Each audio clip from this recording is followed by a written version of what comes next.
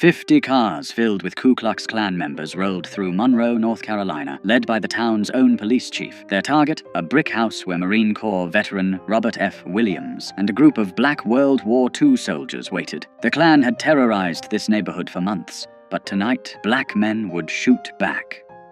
Monroe, North Carolina sat 30 miles southeast of Charlotte, a small textile town of 12,000 people where cotton mills provided jobs and Jim Crow provided the rules. The railroad tracks divided white from black, prosperity from poverty, safety from terror. On one side lived the people who ran the town, on the other lived the people who kept it running, cooking in white kitchens, cleaning white homes, working white-owned factories for a fraction of white wages. Robert Franklin Williams arrived back in Monroe in 1955, though calling it an arrival suggests he'd been welcome somewhere else. Born in this town on February 26, 1925, he'd grown up hearing stories from his grandmother, a former slave who'd given him his grandfather's rifle and told him what it meant to survive in a place that wanted you dead. His grandfather had been a Republican organizer during Reconstruction, publishing a newspaper called The People's Voice, until white violence made him choose between his voice and his life. He chose life, but kept the rifle. Williams knew Monroe's particular brand of hatred intimately. When he was 11 years old, he'd watched police officer Jesse Helms Sr., father of the future senator, drag a black woman bleeding through the streets by her hair after administering what the officer called an arrest. The woman's screams echoed in Williams' head for years. The sight of that badge glinting in the sun while white onlookers smiled and nodded taught young Robert a lesson that no school would ever address. The law in Monroe wasn't there to protect him. It was there to remind him of his place. He'd tried to escape that place. During World War II, Williams migrated north like hundreds of thousands of other black Southerners, finding work in Detroit's auto factories. He was there in 1943 when white mobs stormed through black neighborhoods, killing dozens. He fought back then, young and angry, learning that Northern freedom was just Southern oppression with better lighting. In 1944, he was drafted into the Army, serving until 1946. Then he joined the Marines, 1954 to 1955, where he learned discipline, marksmanship, and the bitter irony of defending a country that wouldn't defend him. When he returned to Monroe in 1955, he found the local National Association for the Advancement of Colored People chapter gasping its last breath. 6 members remained, from what had once been a thriving organization. The others had been fired from jobs, threatened, beaten, driven out.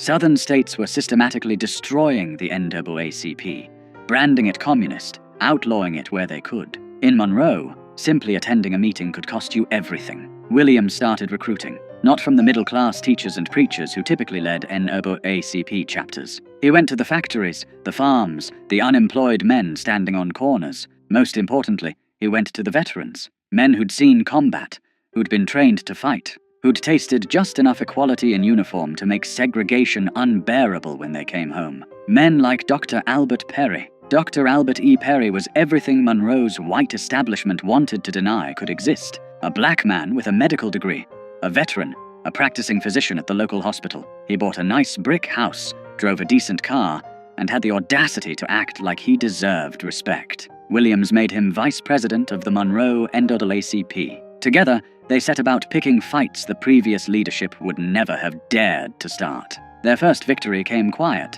In 1956, they integrated the public library. White Monroe barely noticed because white Monroe barely used the library, but Williams and Perry noticed.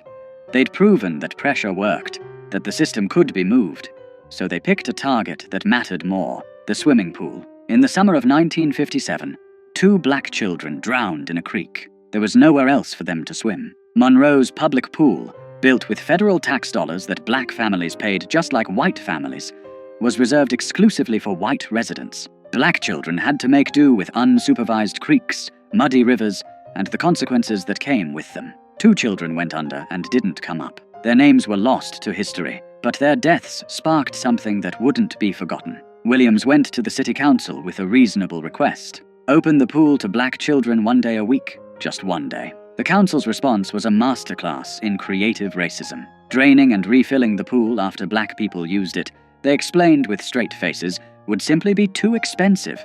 Segregation, they suggested, was an economic necessity. Williams had a different analysis. Standing before the council, he delivered a line that cut through Monroe's polite racism like a blade. Segregation, he said, is a luxury that Monroe cannot afford. He organized picket lines. 8 people at first, standing at the pool gates, silent, peaceful, exactly the kind of protest that Martin Luther King Jr. was preaching across the South. And Monroe responded the way Monroe always responded, with violence. Shots rang out at the picket lines. No one was arrested. Law enforcement officers stood by and watched. The message was clear. You can protest all you want, but when the bullets fly, you're on your own. That's when the Ku Klux Klan got involved. The Klan in Monroe wasn't some fringe element hiding in the shadows. In a town of 12,000 people, the press estimated 7,500 Klan members and supporters, more than half the town. They held massive rallies where thousands gathered in their robes and hoods, listening to speakers promise to keep Monroe pure, to keep the races separate, to handle these uppity agitators who thought they deserved to swim in white water. Leading these rallies was James William Catfish Cole, a South Carolina Klan organizer who'd made Monroe his personal project. Cole was the Klan's regional heavyweight, a man who commanded respect in white supremacist circles, someone who got things done. He held rallies where he specifically named Williams and Perry, calling them communists, troublemakers, threats to the Southern way of life.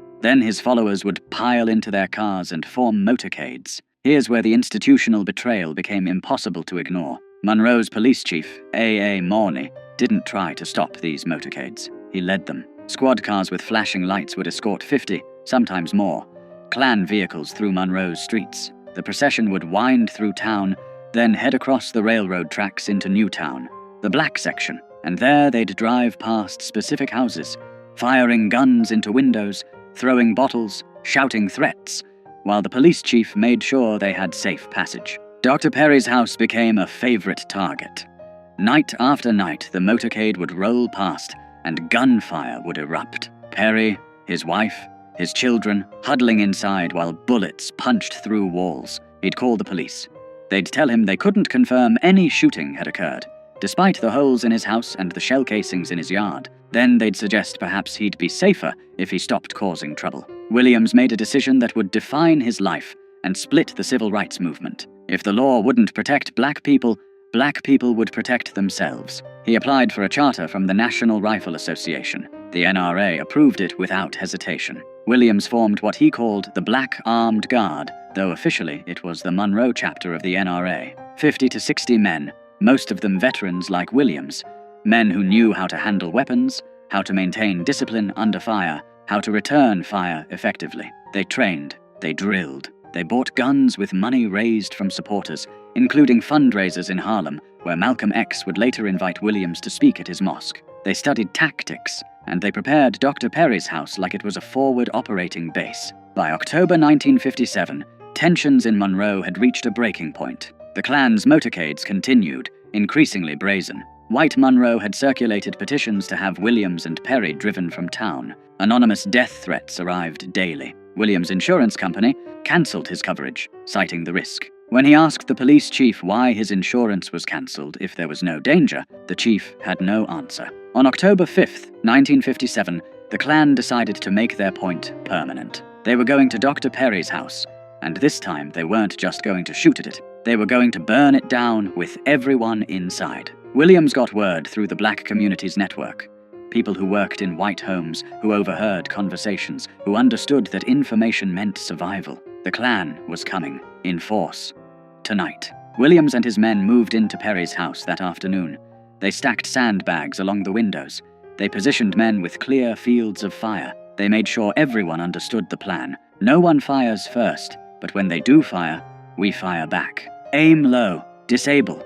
Don't kill if possible. Make it clear we're serious without giving them martyrs. As the sun set, they waited. Perry's family had been moved to safety. Inside the house were only men who'd made peace with what might happen next. Veterans who'd survived war only to find themselves at war in their own hometown.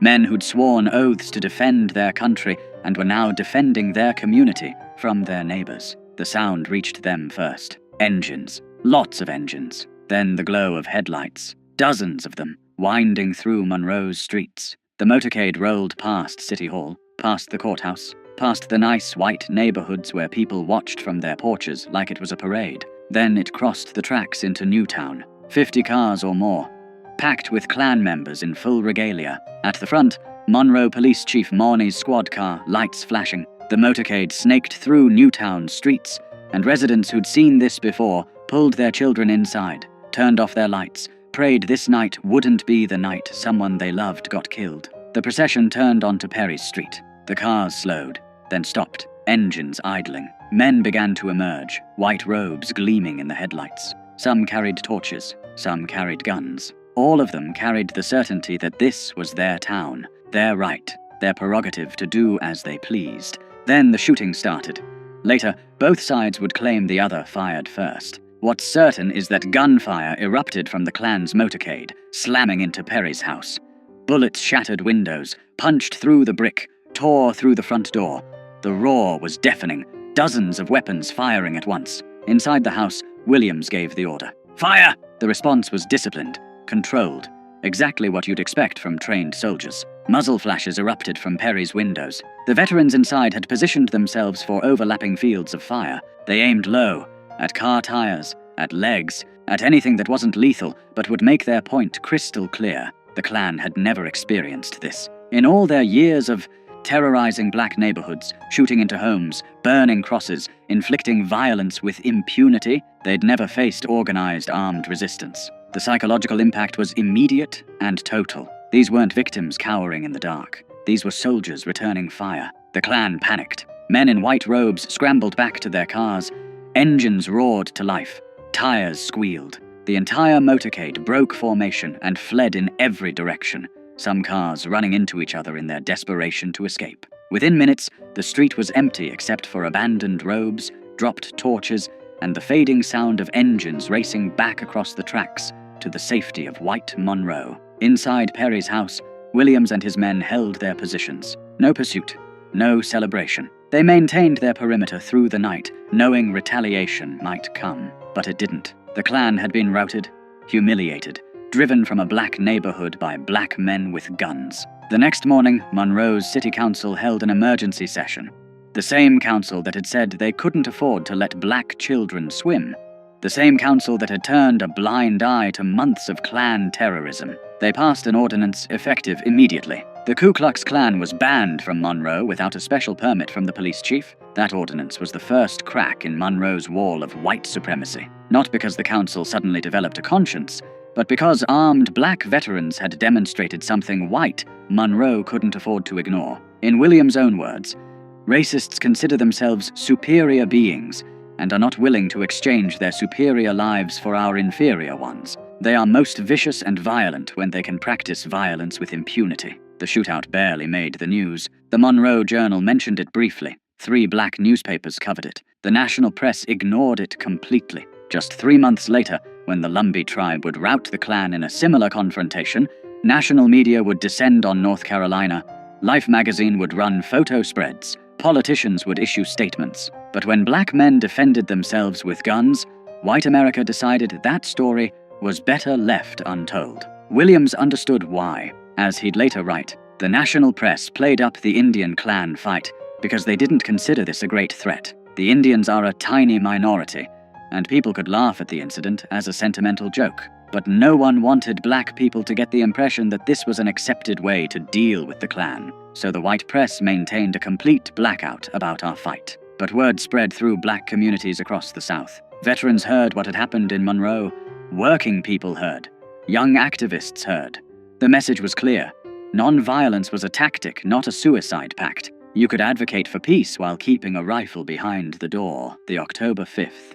Shootout didn't end Monroe's racial violence, but it fundamentally changed its character. The Klan never conducted another motorcade through Newtown. They couldn't. They'd been exposed as cowards who only fought when resistance was impossible. When black men shot back, they ran. Less than a month later, the Klan tried a different approach. If they couldn't eliminate the troublemakers by force, they'd eliminate them through the legal system. Dr. Perry was arrested on charges of performing an abortion on a white woman. The accusation was almost certainly false. Perry was Catholic, opposed to abortion on religious grounds. The woman herself said she'd asked him to perform the procedure, but that he'd refused. None of that mattered. The newspaper headline screamed, "Negro doctor arrested for criminal abortion on white woman." The racism was coded into every word.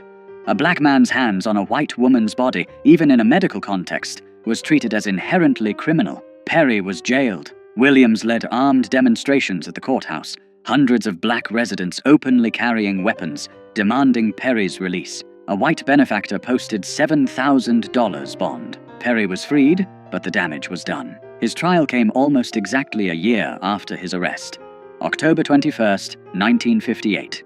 He was convicted and sentenced to 5 years in prison. Released after serving just over a year, Dr. Albert E. Perry never got his medical license back. He'd lost his profession, his livelihood, his future, for the crime of standing up to the Klan. The system had accomplished through legal proceedings what the Klan couldn't accomplish with guns. Meanwhile, Williams faced his own reckoning with the broader civil rights movement. In late October 1958, just days after Perry's conviction, a case exploded that would make Williams an international figure. 2 black boys, 9-year-old James Hanover Thompson and 7-year-old David Fuzzy Simpson, had been playing with white children. During a kissing game, a 7-year-old white girl named Sissy Sutton kissed both boys on the cheek. When she mentioned it to her mother, white Monroe reacted with hysterical rage. The mother washed her daughter's mouth with lye. Armed men hunted for the boys. Police arrested James and David, handcuffed them, took them to jail,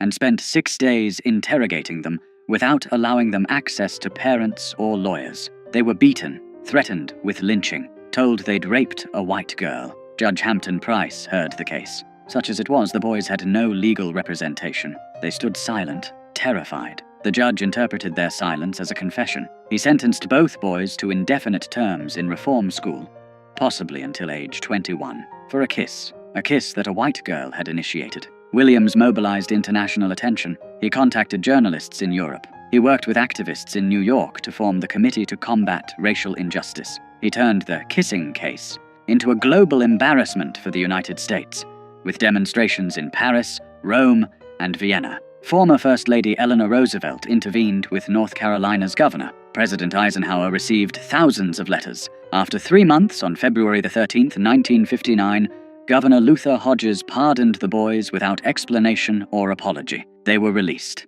Their lives were destroyed. James Thompson would spend most of his adult life in and out of prison. David Simpson largely disappeared from the record. In 2011 interviews, James's sister Brenda would remember sweeping bullets off their front porch every morning while the Klan burned crosses in their yard. The kissing case made Williams famous, but it also made him a target. Then came the event that would force him into exile. In May 1959, a Monroe court heard the case of Mary Ruth Reed, a 23-year-old black woman who was 8 months pregnant when Louis Medlin, a white man, assaulted her and attempted to rape her. Medlin was charged. The trial was brief. The all-white jury deliberated briefly, not guilty. Williams stood on the courthouse steps as Medlin walked free, and he said something that would end his leadership of the Monroe NAACP. Black women approached him, devastated, asking what they were supposed to do now that white men knew they could assault black women with impunity.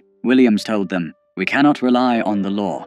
We must defend ourselves. If it takes violence to get justice, then we must meet violence with violence." The next day, National NAACP head Roy Wilkins called. Williams confirmed he'd made the statement and would repeat it. Within hours, Wilkins suspended Williams from the NAACP for 6 months. The organization Williams had rebuilt from 6 members to hundreds, the chapter that had achieved what no other Southern NAACP chapter had dared attempt, was now too militant, too aggressive, too willing to fight back. Williams didn't stop. He founded a newsletter, The Crusader, continuing his grandfather's tradition of publishing. He continued organizing. In 1961, when Freedom Riders came to Monroe, Williams' armed guards protected them. When white mobs attacked non-violent demonstrators, Williams' men formed defensive perimeters. Martin Luther King Jr. refused to visit Monroe, specifically because Williams' armed guards were there. The philosophical divide between non-violence and self-defense had become irreconcilable. On August 27, 1961, violence erupted in Monroe again. Freedom Riders had been demonstrating. White mobs attacked. In the chaos, a white couple from a nearby town, Bruce and Mabel Stegall, drove into Newtown by accident. Residents surrounded their car, thinking it was part of the mob. Williams personally intervened, brought the couple into his own home for protection, kept them safe for 2 hours until tensions cooled and they could leave unharmed. The Steggalls left safely. Then Monroe Police Chief Morney, the same man who'd led KKK motorcades, told Williams, "In 30 minutes, you'll be hanging in the courthouse square." The FBI issued a federal warrant for Williams' arrest on kidnapping charges. The couple he'd protected claimed he'd held them hostage. Williams knew what was coming. Monroe's law enforcement, which had never arrested a single Klansman for terrorizing black neighborhoods, was about to lynch him legally. He and his wife Mabel fled, first to Canada, then to Cuba, then to China. He wouldn't return to the United States until 1969. From exile in Cuba, Williams broadcast Radio Free Dixie, a weekly program featuring jazz, blues, news, and commentary directed at black listeners in the American South. He wrote his book, Negroes with Guns, published in 1962, which would become essential reading for a new generation of activists. Huey Newton and Bobby Seale would cite it as inspiration for the Black Panther Party, the idea that black people had the right to defend themselves with weapons, that armed resistance was a legitimate response to armed oppression. Spread through the Black Power movement of the late 60s, the kidnapping charges were finally dropped in 1975. Williams returned to Michigan, where he lived quietly until October 15, 1996, when he died of Hodgkin's lymphoma at age 71. Rosa Parks delivered his eulogy in Monroe, the town that had driven him into exile for daring to suggest black people deserved to swim in public pools. The night of October 5, 1957, changed nothing and everything. Monroe remained segregated. The Klan remained powerful.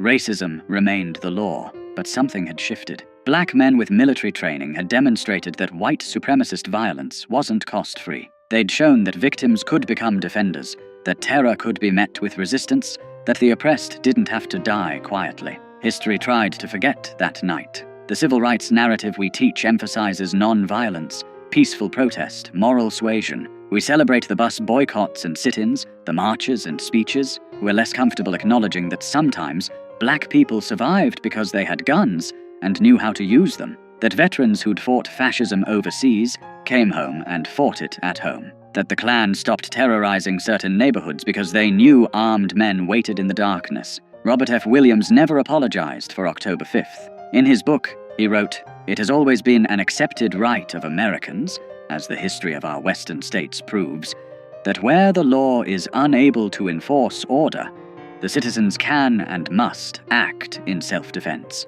We asserted this right, and we did what the law officers refused to do. We stopped the terror. We stopped it permanently." The Monroe shootout poses an uncomfortable question for American history. How much of the progress we credit to moral appeals actually came from the threat of armed resistance? How many white supremacists backed down not because they'd seen the light, but because they'd seen what happened when black veterans shot back? How much of the civil rights movement's success depended on the unspoken pressure of men like Williams, proving that black communities could defend themselves if pushed too far? We'll never know for certain. What we do know is that after October 5, 1957, the Klan never conducted another armed motorcade through Monroe's black neighborhoods. We know that the city council passed an anti-Klan ordinance the very next morning after refusing to act for months. We know that white Monroe's terrorism lost its impunity. And we know that black veterans, men who'd been told they weren't good enough to swim in public pools, proved they were more than good enough to stand their ground when armed mobs came calling. The story of that night, and the man who organized the resistance, deserves more than a footnote. It deserves to be told in full as a reminder that justice in America has often been extracted at gunpoint by people who refused to die quietly. Robert F. Williams and his men didn't start the violence in Monroe. They just finished it.